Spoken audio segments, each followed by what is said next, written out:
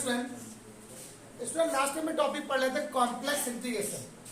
और मैंने आपको कल एक आर्टिकल बताया था कोची इंटीग्रल थ्योरम। मैंने कल आपको कोची इंटीग्रल थ्योरम बताई थी। तो मैंने आपको जब कोची इंटीग्रल थ्योरम बताई थी या कोची थ्योरम बोल सकते हो उसे हम लोग, मैंने क्या बताया, किसी भी क्लोज कंटूर पर, ठीक है, कोई पॉइंट क्लोज कंटूर पर कोई भी एक क्लोज कंटूर है, उसका dx, उसका इंटीग्रेशन f ds के लिए क्या होती है, 0 होती है। जबकि वेयर जहां पर ये एफ कैसा होता है, एनालिटिक फंक्शन होता है, ये बात बताया था मैंने। किसके लिए, फॉर क्लोज कंटूर, मतलब ये क्लोज होना चाहिए कब। जैसे लास्ट टाइम नहीं पढ़ा क्लास, कोई बात नहीं, वो आज यहाँ पढ़ लेगा, समझ लेगा। ये मुझे बताना ही है, आज मुझे 2 थ्योरम्स आपको बतानी। ये है कि मैं सोच रहा हूँ कि पहले मैं आपको सारी थ्योरम्स ही बता दूँ, 2-3 थ्योरम्स है, फिर इससे क्वेश्चन बताता हूँ, तो आपको क्वेश्चन करने में आसानी भी रहेगी और चीजें समझ भी आ जाएंगी। पहले ये लगा था कि पहले आपको एक थ्योरम बताने के बाद आपको क्वेश्चन बता दिए जाते हैं, लेकिन एक्चुअली वो 1 ही 2 क्वेश्चन होते हैं। फिर मैंने सोचा कि आपको पहले ये बता ही देता हूँ, उसके बाद नेक्स्ट टाइम से आपको क्वेश्चन स्टार्ट हो जाएंगे, जितने भी इसके प्रॉब्लम हो, क्योंकि सारे प्रॉब्लम सब बेस पे आते हैं और जितनी भी थ्योरम्स है वो सब डिपेंड है एक दूसरे पर। अब थ्योरम मैंने क्या लिखी है, if a close contour C1 contains another close contour C2। एक क्लोज, यहाँ पर देखो कर्व है जो C1 है, कैसा है C1, और उसके अंदर एक दूसरा क्लोज कंटूर है कैसा, C2 है। कुछ लोग गामा लिखते हैं, गामा 2 लिखते हैं, वो हमारा काम। फिर क्या कह रहा है, एंड fz एनालिटिक फंक्शन, जो fz है वो एनालिटिक फंक्शन है at every point lying in the ring shape domain. fz एक ऐसा फंक्शन है जो किस पर है, C1 के अंदर भी और C2 के अंदर भी। अलग अलग की अगर बात करें तो इसके लिए अलग बनेगा, इसके लिए अलग बनेगा। ठीक है, हमने कैप्चर ऐसा माना हुआ है, every point lying in the ring shape domain bounded by C1 and C2, दोनों की बात कर रहा है यहाँ पर। तो कह रहा, तो then prove that integral of C1 fz dz equal to integral of C2 fz dz। मतलब सिंपल सी बात है कि इसके अंदर चाहे जितने बना लो आप, चाहे कितने क्लोज कंटूर बना लो, उन सभी की वैल्यू उतनी ही होगी जितनी बड़ी वाली वैल्यू होगी। मतलब अगर बात करें क्लोज कंटूर का, किसी भी क्लोज कंटूर में fz dz की वैल्यू हमेशा क्या होती है, 0 होती है, तो इसकी वैल्यू भी 0 होगी। इसके अंदर जितने वो सब 0 होंगे।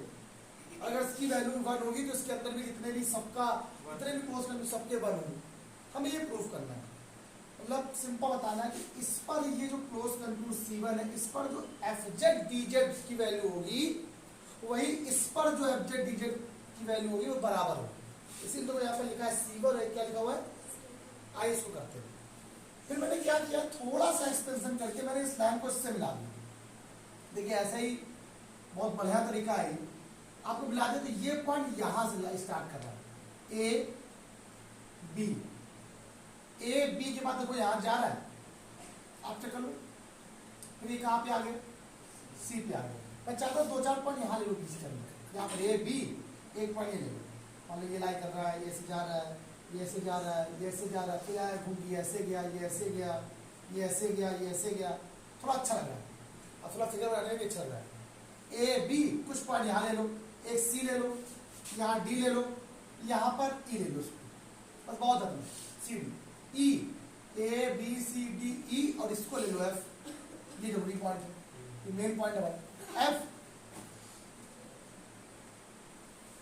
इसको यहाँ पर कोई जी ले लो, यहाँ एच ले लो, बस क्लियर हो गया। अब मैं अगर आपसे बात करता हूँ एक सिंपल वे पर कि ये कर्व बन कैसा है। अगर मैं आपसे बात करूँ, यहाँ से स्टार्ट करके कोई वैल्यू जा रही है और वो यहीं पे स्टार्ट करके यहीं पर आ रही है, आगे ही नहीं आ रही। आइए स्टार्ट करते हैं, नाउ सोल्यूशन प्रूफ करते हैं, प्रूफ करते हैं। बहुत इजी सा मेथड है, ज़्यादा कठिन की बात नहीं है। मान लो कोई एक, अब आपने यहाँ पर कोई कर्व नहीं लिया, कुछ नहीं लिया, सीधे लिया, यहाँ से ए से स्टार्ट कर रहा है, कहाँ जा रहा है, ए पे ही जा रहा है। स्टार्ट कहाँ से, देखो ए से स्टार्ट किया, A B C D E F G, और ये एच, और फिर एच के बाद क्या आ गया, फिर देखो ये आ गया एफ जेड डी जेड। बताओ ये बात समझ सबको कि नहीं? देखो चेक करो आराम से, तो ये चल रही है। आपने स्टार्ट कहाँ से किया, ये तो कर रहे हो सब कुछ।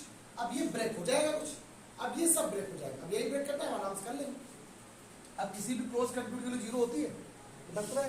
अब ये क्या क्या बना रहा है, वो यहां से यहां तक भी जा रहा था, तो पहले अलग अलग करेंगे। तो यहां से ए बी पे गया F Z D z, clear हो गया।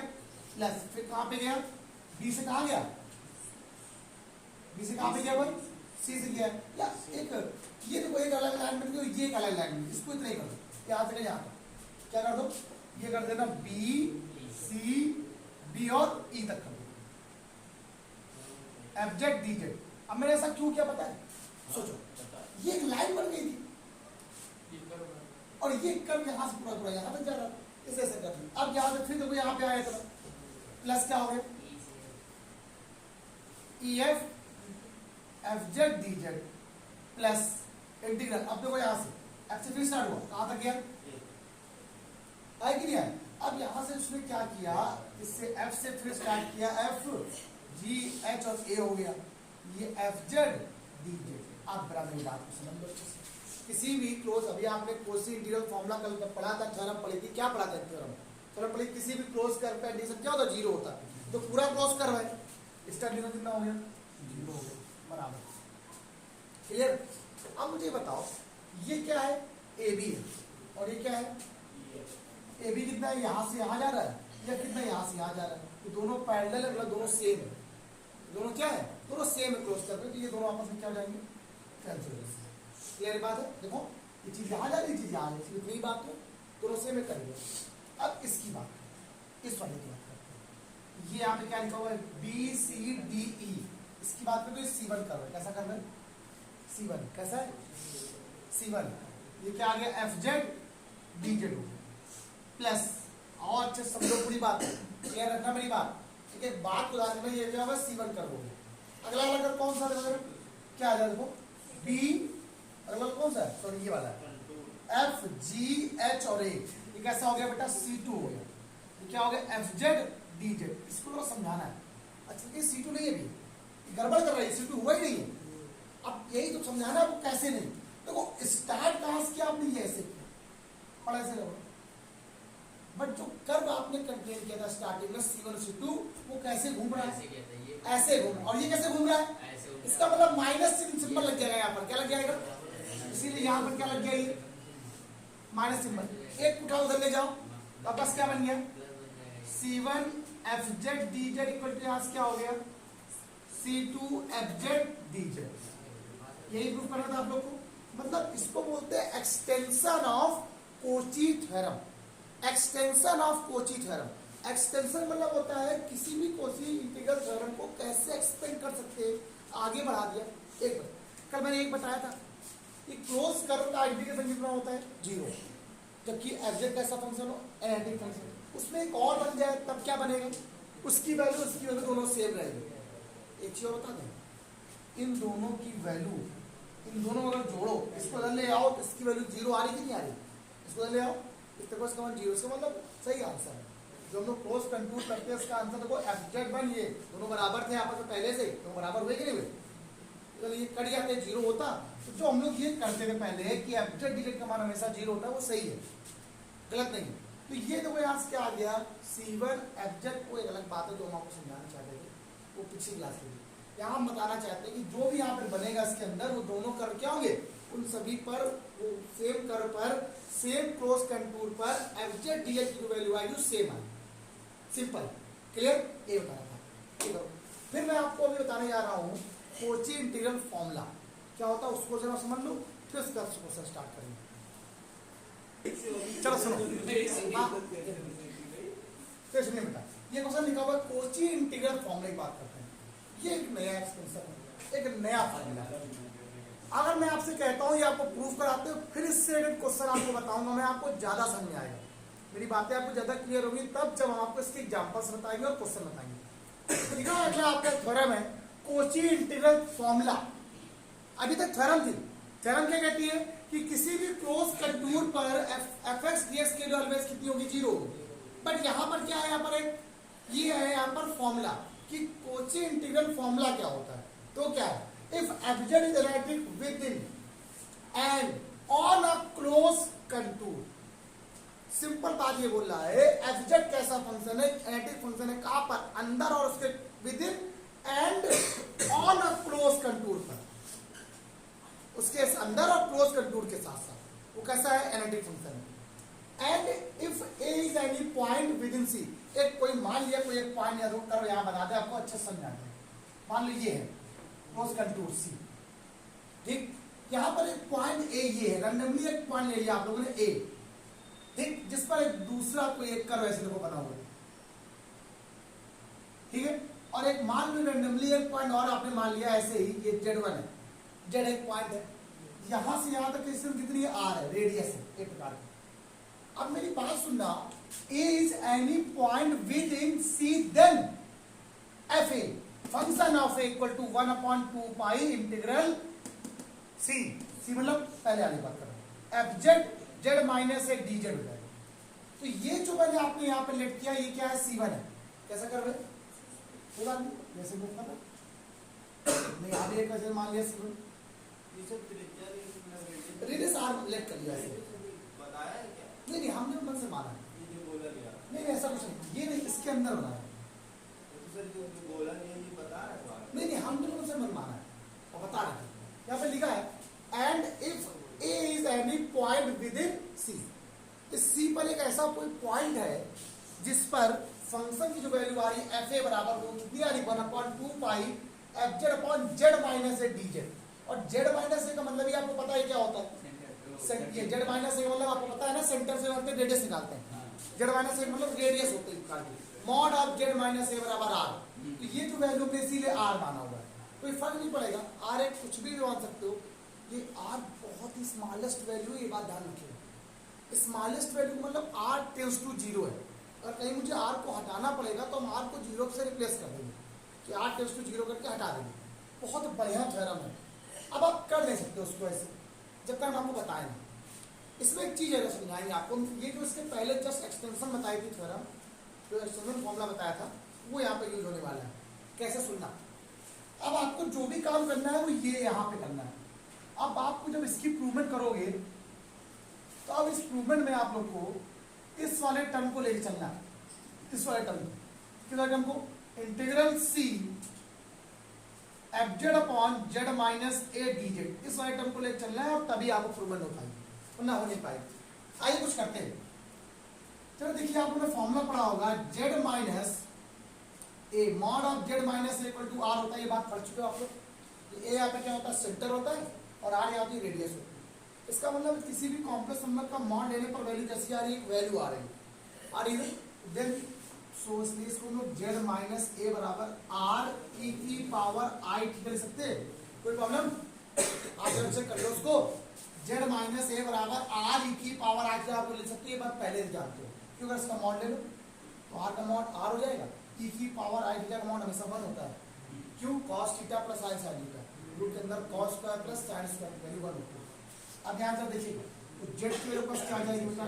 ए प्लस आर ई की पावर, क्लियर हो गया, कोई दिक्कत नहीं। अब यहाँ पर मुझे डीजेड भी निकालना है, तो डीजेड इक्वल टू क्या हो जाएगा? ए का डिफरेंशियल 0 प्लस आर ई की power i theta into I D theta हो गया, क्लियर हो गया। यहां से डीजेड वैल्यू निकाला जाए तो आई आर ई की power i theta d theta हो गया, क्लियर हो गया। अच्छा है, क्वेश्चन बहुत बढ़िया है, चीजें अच्छी समझ आएंगे आपको। मैंने सही क्यों किया ये बात आप समझो अच्छे से, क्लियर रखना मेरी बातों को, और अच्छे से आपको ज्यादा ही डिटेल समझ आने वाला है ये जो मैंने बताया। अब आपको यहाँ पर ये वैल्यू भी आप पुट करना है, आओ करो, इंटीग्रल सी, सॉरी ऐसे इंटीग्रल सी, गड़बड़ हो गया एक बार, क्या गड़बड़ हो गया सर? ये जो आपने लेट किया है वो इस कर्व की बात कर रहा है, किस कर्व की? क्लोज कंटूर C1 की बात कर रहा है। और ये कौन सा कैसा है? ये सिर्फ C है, कैसा है? तो सर आप इसकी वैल्यू आप इसमें कैसे रख सकते हो? ये तो C है ना, ये कैसे रख दिया आपने सर? ये सोचने वाली बात है। अभी आपने पीछे वाली क्लास में क्या पढ़ा? जस्ट अभी इसके जस्ट पहले वाले ऑप्शन क्या पढ़ा था? एक्सटेंशन ऑफ इंटीग्रल थ्योरम पढ़ा था, नहीं पढ़ा? क्या पढ़ा था? अगर किसी भी क्लोज कंटूर में C में अगर दूसरा क्लोज कंटूर C2 या C1 आ जाए, कुछ भी आ जाए, तो दोनों की वैल्यू सेम होती है, तो जो C1 होगा वही, तो एफजेड डीजेड की वैल्यू दोनों की सेम होती है ना, तो जो इसकी वैल्यू होगी बड़े वाले की और छोटे वाले की वैल्यू हो जाएगी। तो इसका मतलब एफजेड डीजेड चाहे इसकी वैल्यू दो चाहे उससे दो, दोनों की वैल्यू सेम होने वाली है, ठीक है, कोई दिक्कत नहीं। आपने पढ़ा चाहे ये निकालो या इसके अंदर निकालो, सेम बात होती है, बराबर होता है। इसीलिए हम इसके अंदर भी वैल्यू को पुट कर सकते हैं, इस value by extension of Cauchy integral formula, theorem, by extension और लिख देना बाई एक्स